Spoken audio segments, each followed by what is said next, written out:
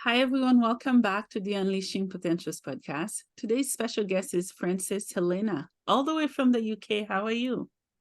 Hi, good, thank you. How are you? Thanks so Um, much for having me, Miss Bernadette. yeah, you're welcome. Can you tell us where you're in the UK? What's the weather like there?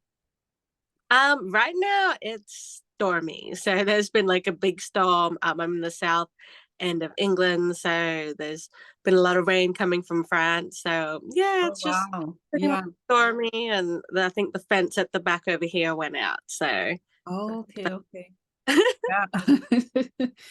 Yeah. That's awesome. How the weather changes, whether we want it or not. It's awesome and unexpected most of the time.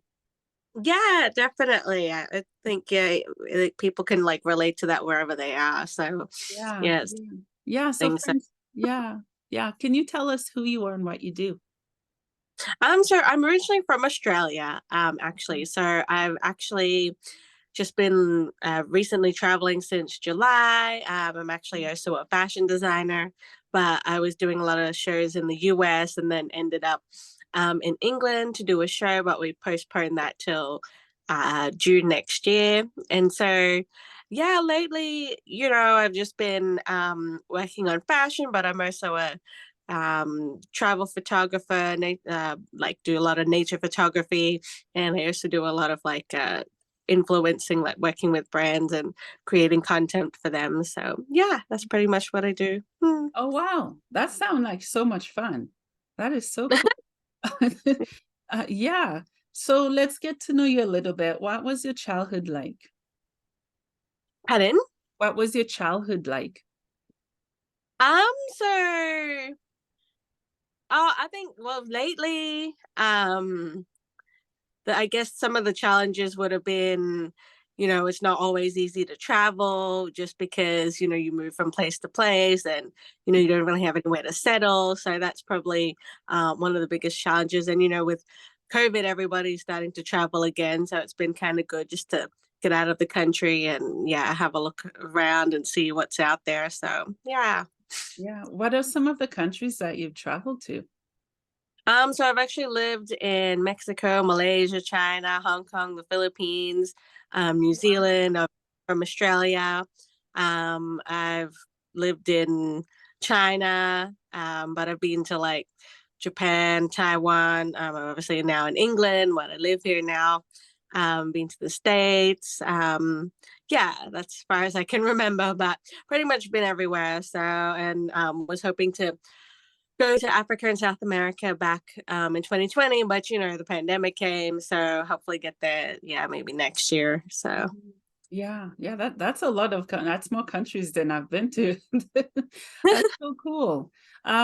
So you travel for work or just for pleasure or yeah. well, we grew up traveling, so it was pretty much yeah, that's how by the time I was 12, I already lived in 8 countries. So Oh, yeah, I pretty cool. much lived everywhere. And then yeah, my dad was part of the Twin Towers project in Malaysia, which was once the tallest building in the world. That was 1997, I think it was. Yeah.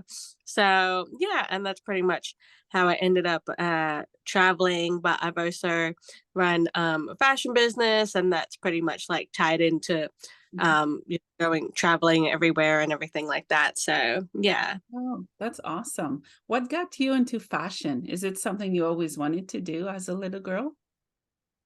No, not really. It was just like a friend just told me to apply because I've always been a creative person. Mhm. So it was just she said, "Oh, just apply for New York Fashion Week." And so yeah, pretty much did that. And then yeah, that's since February we've had like our first show. So yeah. Oh, wow. So you have a brand or you just design and then how does it work? I don't know much Yeah.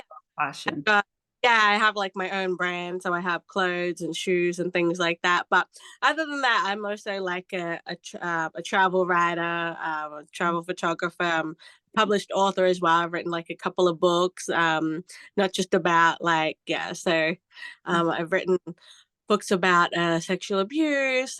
Just thinking out. One book is called Thinking Out Loud, which is just about thoughts in general. We're writing a few other books coming up, which is about embracing culture. So yeah, things like that. Those are really good topics to talk about in a book. Are you open to tell us some of the struggles and obstacles you've faced? Yeah, I guess it depends. I guess it depends what you Yeah. really want to like talk about, like it, if it's more like work or personal or but yeah, no, I faced like a lot of things as a growing up. We I guess one of the big things was that we traveled a lot, so I didn't really get to make friends as easily, like have them around all the time because we moved a lot. But I've overcome that. I've got friends all over the world now. Yeah. But I've also had a lot of health issues. Just in the pandemic recently, had health issues, like I had first year I had pneumonia, first year I had next year I had bronchitis, last year I had COVID twice, and then this year I've had endometriosis surgery. So yeah, I've had and then on top of that, I could probably keep listing about all the different struggles, but I think lately this biggest struggle is when you run a business, it's also a financial thing because everybody thinks, oh, you can make money, but you don't make money that easily. Being an entrepreneur, it's not like, oh, we make money tomorrow, I'm a millionaire. No, is Yeah. where it's up and down. Money might not even come at all. You don't know how you're going to get money. And especially with the pandemic, it's been pretty tough on everybody. I know for me, especially, I just had all those health issues. So that's why I decided to work online. Everything is online now. So it's basically like, you can just create it and then just send it to, via WeTransfer, whatever it is, WhatsApp, and, people get the content, all that sort of stuff. So I guess that's sort of been a bit of a struggle, financially, but that's, been with everybody for the last 3 years. But I know definitely with me, especially having to travel from different places, it's been a struggle that way. So Yeah, yeah. You've been through quite a bit, right? That's a lot to go through, and you're still doing things that brings you happiness and fulfillment. That's very, very nice to see, and just to hear your story. What are some things that you've designed when it comes to fashion? Dresses or what is it? What do you design? so we've got a mixture of things. We have dresses, pretty much everything in general, general clothes. We have shoes and accessories. Um, we're pretty much we have bags and hair accessories too. So we have headbands and scrunchies, different kinds of shoes. So yeah, that's pretty much what we've got so far. So we do a lot of upcycling. So we basically take if you turn like your shirt, I can basically turn it into something else, and Yeah, that'll be good. yeah, that's so cool. Would you say fashion has changed from the time you first started designing? I guess fashion has it's always changed. I mean, if you look at history, right, it's always evolved in some way. But yeah, it definitely changes every season, every month. So yeah. Yeah. So do you design based on era or inspiration that you just feel or things you see? How do you come up with designs? So it's basically, I don't know, I just kind of just look at the fabric that I've got and just take whatever I see and just kind of just sit there and have a look and play with it based on whatever is in front of me. I basically use what I have because financially it's been a bit tough. So yeah. Mm. Yeah, that's awesome. Do you also teach young designers as well? Not at the moment. That might be something in future. I don't really know because I'm looking to get into other things. Writing. I've always been doing writing for a while. I do nature photography, so things like that. Yeah. Mm. Oh, okay, that's awesome. And also you are a model or you used to model? Yep. So I modeled since I was like 19, and then hopefully trying to take it up a little bit more seriously. So yeah, that'll be kind of something fun, but it was always just kind of like a fun thing. So yeah. Yeah, that's awesome. What are your thoughts and opinion or perspective on how the fashion industry treat people who are either short, too tall, or not skinny enough? What have you seen, and what are your thoughts? I guess with, it's it's sort of evolved, but then, especially with like our brand, because it is called Beautifully Diverse Fashion, so we try Mm, to be more inclusive, and we have LGBTQ, we have high school kids, single mothers. I think it's still a little bit, they fashion still does exclude people in sets of like height or body shape, but it's slowly starting to evolve. So I think you can only basically, if you want change, you have to be the change. So yeah. I love that. I love that. Yeah, if I were to have a fashion line, it would be wild. Just like you, with different people that are coming in and just trying new things. And I think that's the way to do it, to include everybody. So I like that. Yeah. Yeah, definitely. I think that's important, especially the world we kind of live in now. We see there's all sorts of things happening, but it's definitely a thing to be more open to other people. That's why we've traveled a lot, because we've learned to be open towards different cultures, different people. So Mm. other people can basically relate to other people regardless of where they come from. I think it's also the same with like um, I think in your bio you mentioned things like you've suffered chronic pain. So I guess we could probably relate in that way, even if we had never, obviously we haven't actually met each other, right? But like we could relate in some sort of way in regards to like chronic pain, or yeah. So I think that's the importance of what we're trying to do with the brand, is to really bring people together regardless of what language they speak and where they come from, just to have some common interest or common goal to Yeah. make the industry. Yeah. So where do you get your inspirations from?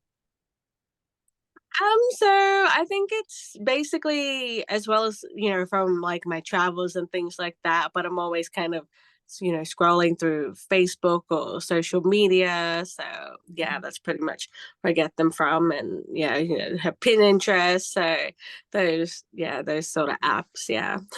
Oh, I love Pinterest. Yeah. Have a client ever message you and say, this is the outfit I want? And like a cultural outfit. So Design. we had some people who, because a lot of what we do is custom made, so it's really, basically based on what they want. So, we wouldn't have like objections to creating a cultural outfit if that's what they wanted. So I think Mhm. lately we had clients who, want things like scrunchies or shoes, they want it for a particular way. And then I know there's a few other people who wanted clothes and they wanted it like a certain style. So yeah. Okay, that's really cool. Have you designed for anyone famous? One of our first models was Victoria Henley. She's from America's Next Top Model. So at the Oh, moment wow. we're working something with her. So Oh, yeah. that's really cool. But, yeah, we've had a few other people on board, like to model, which is the husband of Miss Universe Aruba 2020. So he was also in our first show as well. So Oh, wow, that's really cool. That's awesome. What is a message you have for women who are trying to go into fashion and they don't know where to start, or they're scared or have fears?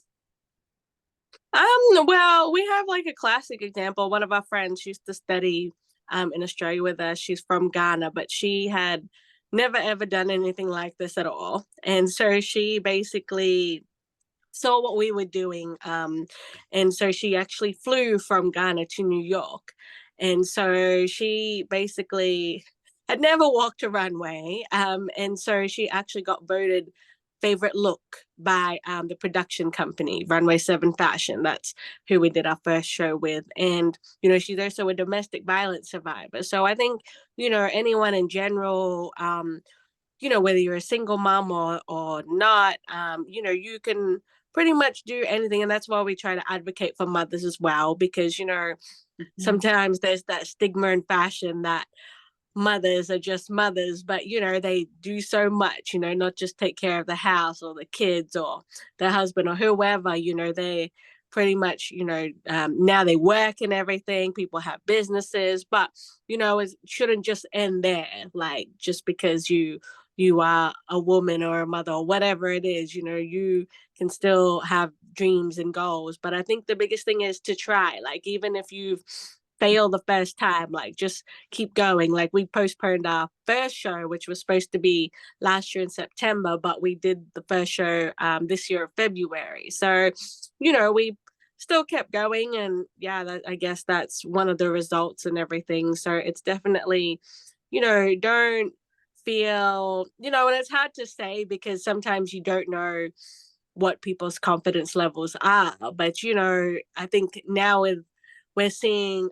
a lot coming out of the pandemic where people are trying things that they've never actually done before. And I think that's, a really great thing. So, even if you're not sure, you can always just talk to somebody or, ask around or, even just look at it. I know when our friend Mariam, that's her name, she wasn't too sure about being on the runway because in African culture a lot of the women are plus sizes, and it's a beautiful thing, whereas in the West it's very, it's the opposite, you skinny model, all this sort of stuff. But so she was looking on YouTube and she was like, oh, I don't know if I can walk because they look skinny. I said, no, no, no, you already flew from Ghana to New York. Yeah, You are not. She's like, I just go and watch. I'm like, no, no, no. You are getting up on that stage. I don't care because if I have to get up on the stage, you're coming with me too. So, yeah, and I think towards the end, as everybody walked, we were sort of like kind of like next to each other, just like linking arms, like, it's okay, just keep going. Just walk. yeah, yeah. So Mm. I think definitely try if you want to do it. Yeah, definitely give it a go, or yeah, just talk to somebody that or even doesn't matter whatever it is, whether it's fashion or not. You can do anything. So Yeah. Oh, I love everything you just shared. Yeah. Also in my country, in the Caribbean, women who are thicker are considered sexy. yeah, And where I am in most other countries, women who are thicker, people shame them and they make them feel guilty. It's just culture shock still, even though I've been here for a while. And I admire that you help moms, you advocate for women and for them to show their beauty just the way they are, and they don't have to change to be beautiful. I love that. And you're right, in other countries, people have to be double zero, see their rib cage just to be a model or to fit in. I tried to model. First, it's expensive. And yeah. I just couldn't do it. Yeah, people tell me, Have you modeled before?" I tried, I couldn't afford it, right? So it's just stuff like that. Yeah, Yeah, well, that's the thing, because I found out, for me, I'm just still learning all about it, So I found out that some models have actually paid to walk, and then I've learned from other models that you shouldn't pay to walk and all this sort of thing. So for us, we actually don't charge a fee to walk. So, oh wow. that, yeah, so that's the sort of thing. But we've even got, since you said you're from the Caribbean, our graphic designer there, him and his wife are from the Caribbean. So he's actually, they live in Dominica. So he does all the graphic designing, and then his wife is actually, as of today, my virtual assistant. So Mm, yeah, yeah, that's and awesome. hopefully, yeah, well, hopefully we'll get them on some shows. We've been trying hard. So Yeah. yeah, Oh wow, that's so cool. Yeah, and I love that you include moms as well because I mean, most women do give up on their local fashion or everything after kids. It's not that they want to, they're busy. They don't have the time, or they have to rebuild their self-confidence and to fit back into the clothes that may never fit them. And I've been there. It's a very hard place to be, especially when what society is saying us as women, what we should be, it's very loud and it's painful. Yeah, definitely. Like I think we had one mother come from, she flew from Canada. So her and her two boys and the husband, they're she calls it a travel package. So they don't go anywhere without all together. Yeah. And her husband's not very um social. But after him, so what happened was him and the kids, they actually ended up as VIP guests. So all the people we invited were VIP guests. So he her husband had his lanyard around, and he was walking in wearing it with pride apparently. And apparently it was like, oh yeah, we they let us in, they were turning other people back, so he was all so excited. And apparently, according to her, when I met her the next day, she said, oh, he changed for the better. Now he wants to do this, he wants to do that. I going on, like he wants to do all these things, which doesn't bother me, but I'm like, oh, okay, just one show. He wants to do more, which is true, because he gets so excited every time we post something. He's like, oh, when's the next show, where is it, like, are we gonna do like, okay. And then I message her and I'm like, I think your husband's more excited about this than I am. So That's you awesome. know Yeah. so it's all about, really, I guess, getting everybody together, whether you're a mother or the kids or a male, to really give everybody that sort of experience that they've never really had before, and especially because we do bring people together, not just culturally, but just with, all economic backgrounds and everything. So even some of our other models, they some of them had never done runway, but they were in the acting industry. So now one of the models, he's pretty much a celebrity. He went to some of the parties with, Tiffany Haddish, all these Mm. people. This is just in the last, what are we now, 9 months. All these people, they've said, oh, our lives have never ever been the same. So it's been a changing experience for everybody, really. So yeah, even for me, I was like, oh, okay. I went to another show in New York, just as a guest, and some people come up to me. I'm like, oh, I know you. I'm like, me? Oh, okay. So Wow. it's just the Yeah. kind of thing that you just don't know what happens until you try. So yeah, that's Mhm. the big message we're trying to put out there. Yeah. Yeah. Speaking of trying, do you work with people with no experiences at all when it comes to Oh fashion? yeah, Okay. yeah, especially the girl that was from Ghana, Mariam. Mm. She's a what is it, what they call it, veterinary doctor, so Oh, basically so this is works. completely different to her. And apart from, she has her colorful, like, traditional outfits, that's what she wore actually on the runway. It was actually donated by a local African designer, one of her friends, so they wore it on the runway.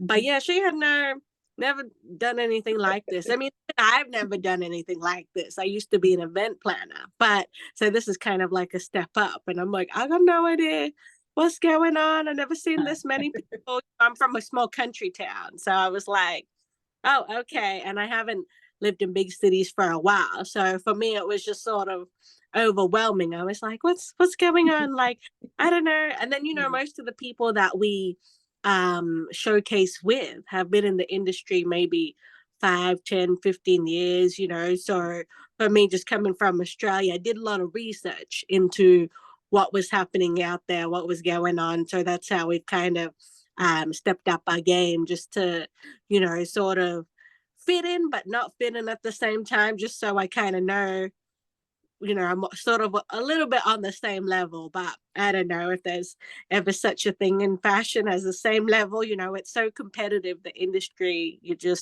And me coming from Australia, I'm like, Mm. oh, okay, la di da, Yeah. like, doesn't Yeah, particularly yeah, do yeah. anything too. So yeah. Yeah, you're right. It can be competitive. And I think the best thing any designer or anyone in that industry can do, I don't know nothing about it, but I know when we're true to ourselves and when we stay plugged into people that feeds our passion, there's no right or wrong way. When you know in your heart that this is what I'm supposed to do, and the work you do is so valuable because it's empowering people, right? Because maybe a mom is struggling with self-love or self-confidence, and just you doing what you did for that lady from Ghana. I bet she looked at fashion very differently from before she walked on the runway. Oh yeah, definitely. And I think for her it was also a moment of where unfortunately, in Eastern cultures, I'm also from an Eastern culture. So, but you know, domestic violence isn't as recognized as we want it to be compared to Western countries, you know. So this was also a level up for her because she was able to reconnect with her children, you know, and really have that relationship because it was basically she, you know, her kids were all she ever had, you know. So it was just that sort of relationship, and you know, because that was they were taken away from her. Obviously, can't go into so much detail, but it was just that sort of moment for her was just like that really made them more proud that their mum was actually, you know, was actually the one that was chosen to be a favorite, because I didn't know that she was going to be a favorite until I saw all the photos come out. And then I screenshot it to her. She was jumping up and down in the street, like, you know, all it Yeah. was really that sort of thing, you know, when you come from, and she's also from a small town as well. So it was like, you know, just a whole new thing for her. And especially we have other moms. We've got one lady, she's a single mother of a 12-year-old.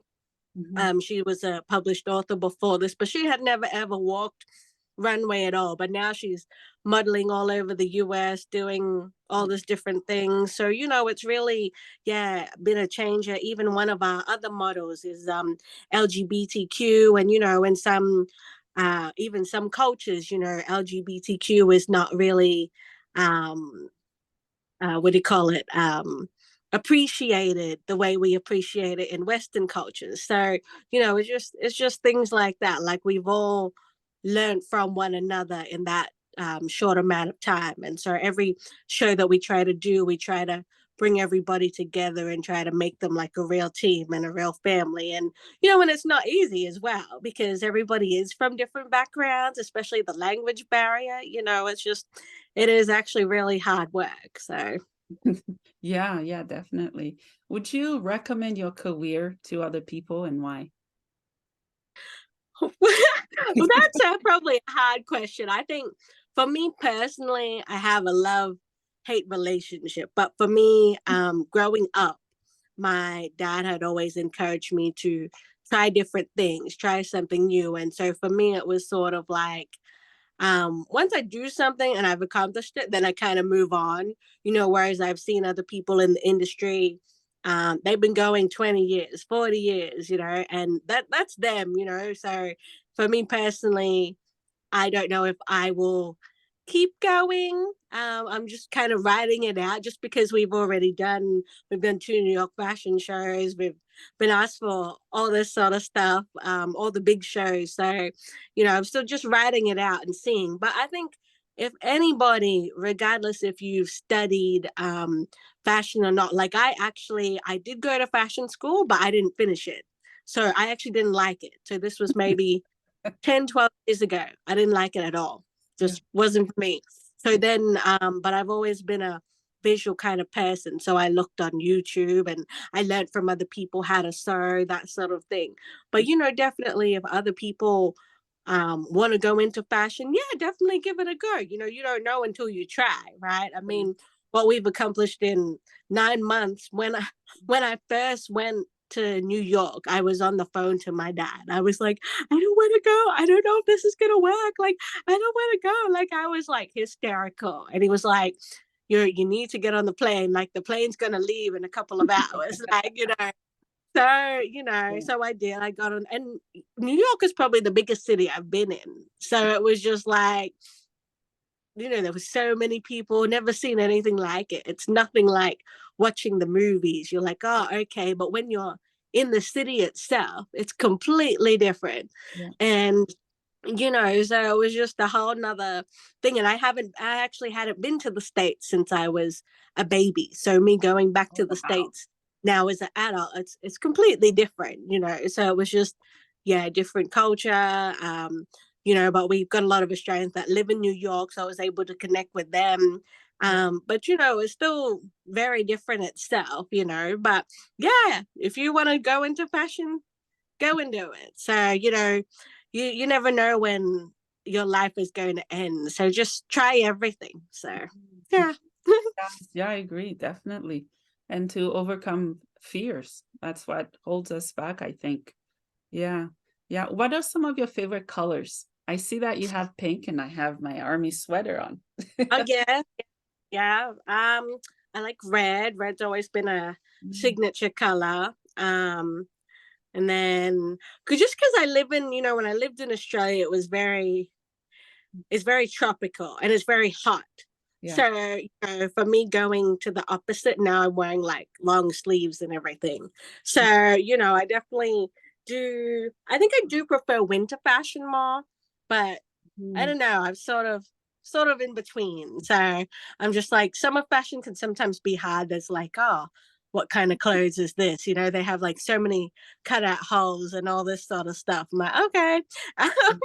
But you know, I like the dresses and all that sort of thing. But yeah, definitely pink and red. I really love my pink and red. So Mm, nice. I'm more of a blue, kind of neutral, oh like yeah, light blue. background.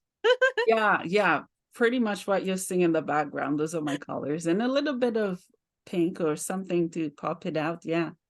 Yeah. Yeah. Yeah. So what are some hardships that you faced when it comes to writing? Do you have blocks or everything comes naturally?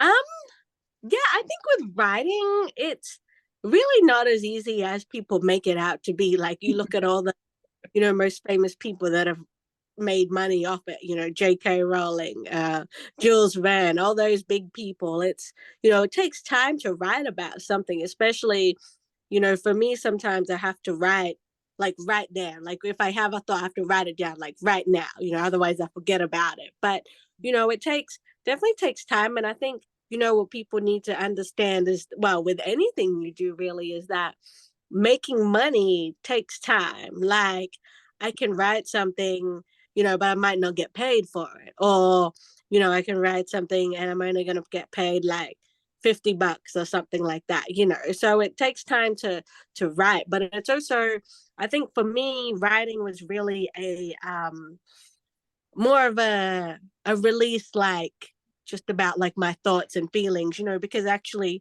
coming from Eastern culture, we weren't very expressive, you know, about what we wanted to say, what we wanted to do. You know, when I moved to Australia, I was actually a very quiet person, and no one will ever believe me if I say that to them. They're like, "Really?"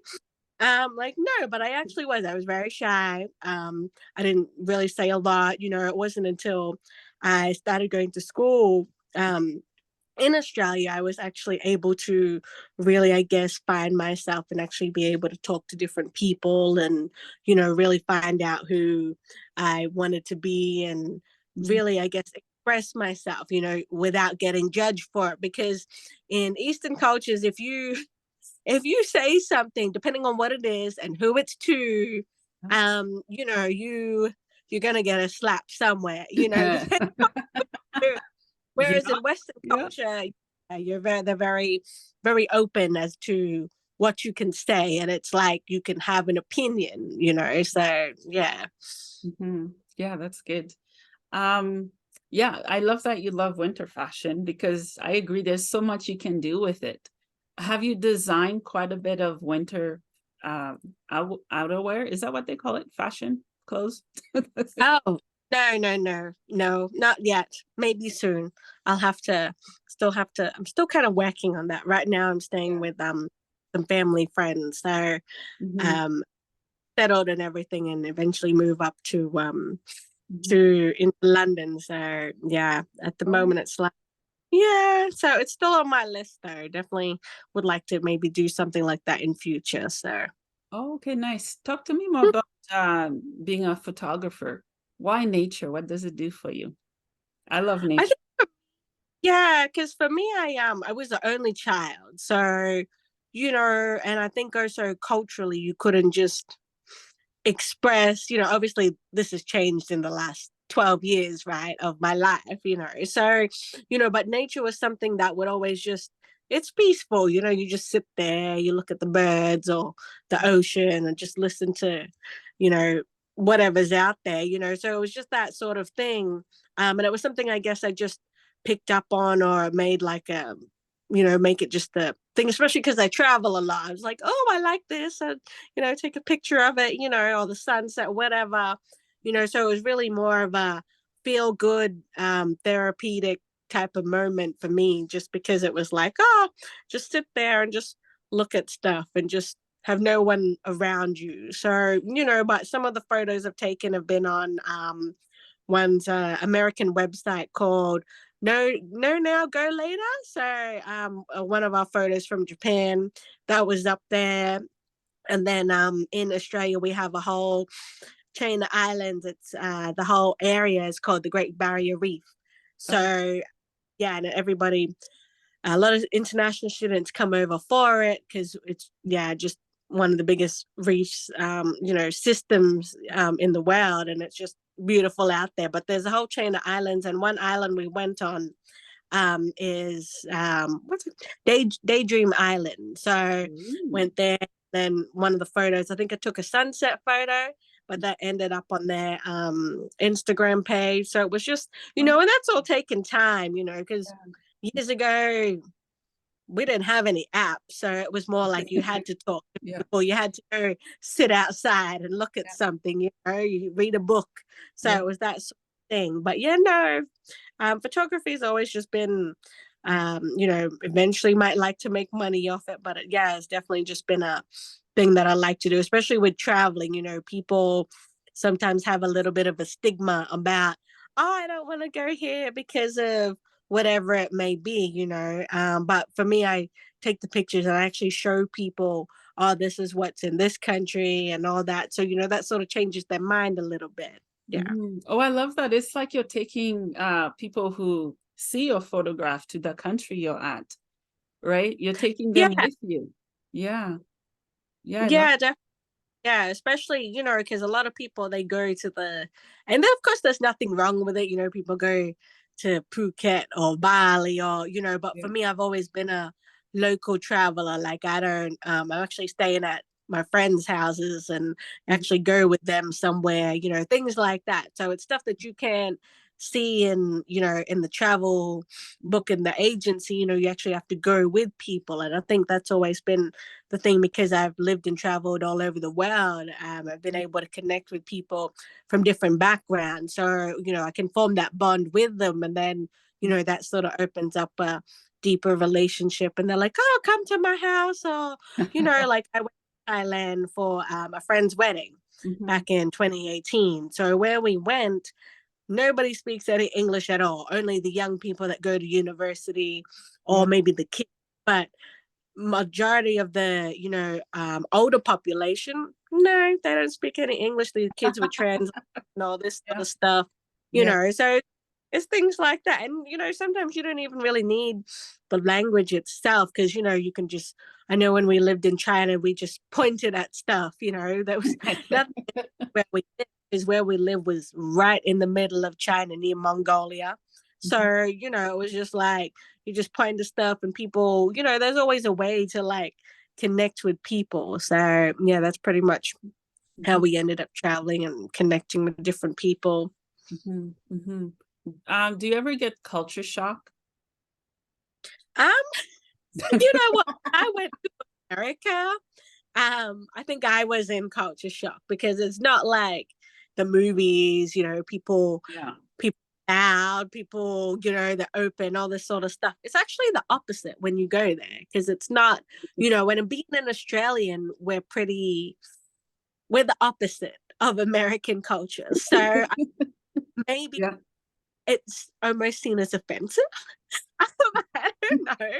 But Yeah. the things I said, my ex was actually an American. So, and he hadn't had the opportunity to travel. So I think the differences between us was like some of the things he would say was just, I was like, oh really? That's just natural. Like back home, it's a natural thing to do, whereas in America you can't really do that because they're a little bit reserved. So it was Yeah. things like that. So I think that might have been the time. The only maybe so far the only time I've gotten culture shock, like things like, but otherwise things in general, like it's kind of funny. In Western cultures, I think they have this image of what a squatting toilet is. People think that you squat on the toilet bowl, but no, it's an actual. I've taken actual picture to show people, Oh, but it's actually like a flat toilet on the ground, right? And so you have to squat and actually do your business, that sort of thing. But was in yeah. at my university in Australia. There's actual signs on the door. It'll say how to sit on the toilet properly, and one of them was about squatting on the toilet. Oh, Actual wow. picture and it said don't do that, and then it showed it how to like sit properly on the toilet, and I'm just Yeah. no, that's Yeah. not what it is.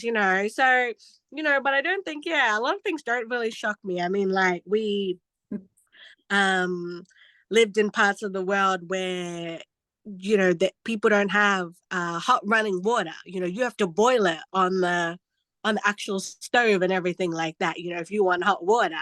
Whereas I know when I went to Fiji, there was a group of us, but some of them have never had that experience. They were like, oh, how do you have a shower, because there's no actual tap that comes Yeah. down. We were in the village, so you had the whole bucket shower. They didn't know how to do that. They'd never experienced that. So, me seeing other people experience that, I think was interesting to me. But no, otherwise I'm usually pretty good in terms of like adjusting to different environments, because we had to move so often and so quickly. So it was just a natural thing. Yeah. You're open-minded. I, Open-minded to yeah, everything. I try to be. Some days Yeah. I'm like, Yeah, that's so cool. Yeah, we do bucket shower where I'm from. Obviously not the whole country. There are people who have houses that looks like the houses in the US or other places. But yeah, I grew up doing bucket showers. I had to walk and carry water on my head and had to walk to do laundry by the river, dry it there, hang it, let it dry. It was a day of laundry and then fold it and take it home, right? So, and then here there's shower, it's hot. So I've had to experience different culture. I get culture shock every winter, oh every yes, yeah, single winter. I will never love winter. So yeah. the bitter cold, it's too cold. Does it get really Yeah. cold where you are now? For me, coming from Australia, yes, it's super. I'm like, okay, I'll get used to this. But my cousin lives in Toronto, and she Ooh, moved from the Philippines, so she was like, I can't believe I'm now wearing UGG boots and everything. I'm like, yeah, I can't even imagine. Like, you're just like, yeah, how'd you end up from Summerland to like yeah, winter yeah, with snow yeah, beanie? Don't even know what a beanie is. Like, what? yeah, So it's a cultural thing for her. So yeah. yeah.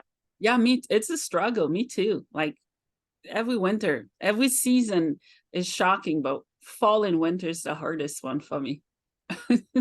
Yeah, yeah. What do you want my guests to get? Well, my listeners to get out of this episode? I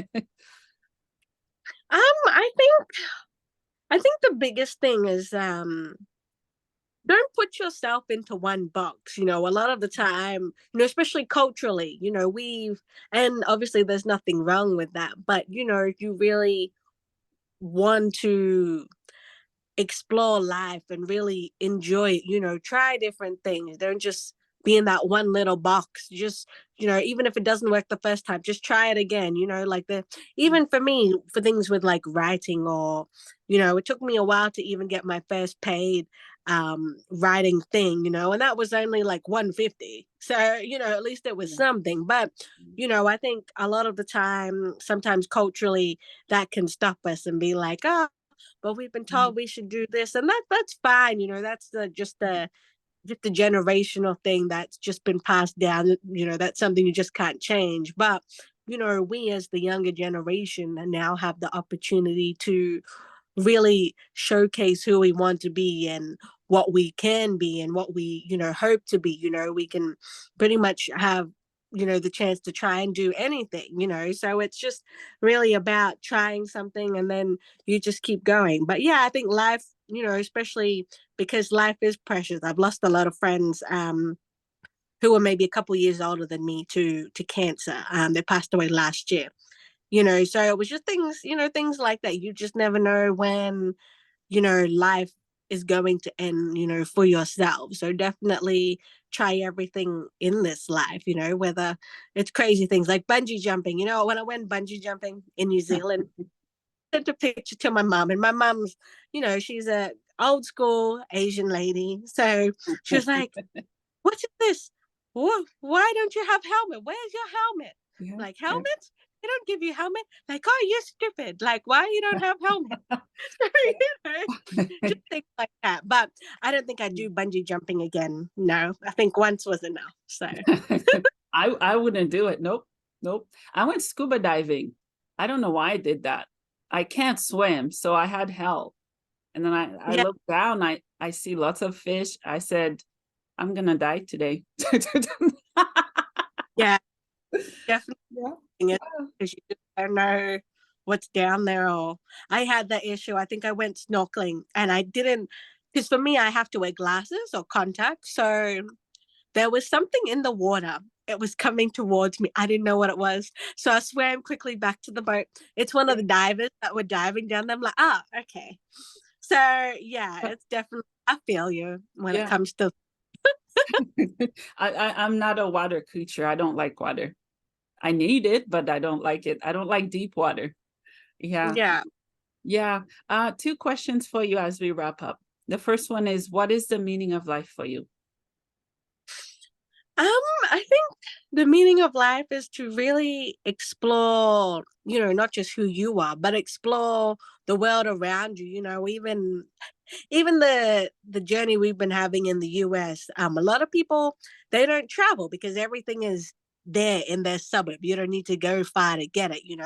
But we've been encouraging most of the team to get out of the country, and a lot of them are starting to do that. A lot of them are getting passports, but I mean the world is so different on each side, everywhere you go, east, west, wherever, and I think it's definitely something that people should definitely explore, because there's such a different meaning everywhere across the world. So Yeah, I agree with you. Yeah, because I've lived in a poor country and then here, and I have so much appreciation for the smallest things, even for water, for life, for everything I have. And I agree, people need to get out more because not everyone has left the country where they were born in, and their eyes are not as open, even though their hearts are, if that makes sense.